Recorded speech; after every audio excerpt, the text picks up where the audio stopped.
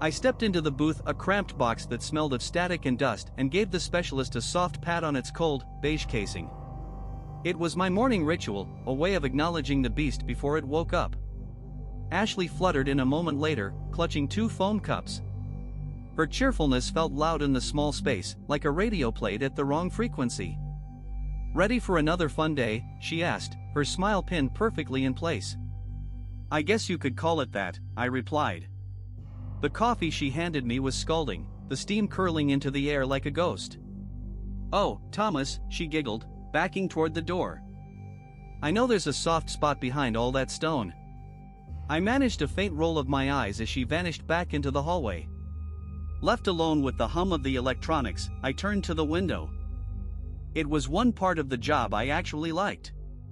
The parking lot was small, a gray patch of asphalt carved out of the dense, encroaching tree line.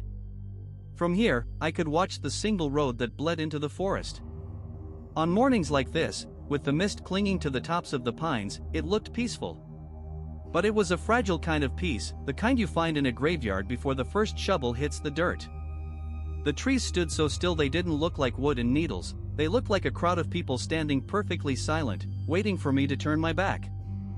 I settled the headset over my ears, the plastic cool against my temples. In the background, Ashley's voice filtered through the monitors, bubbly, rhythmic, and utterly disconnected from the cold reality of the booth. I tuned her out. I was waiting for the only sound that mattered.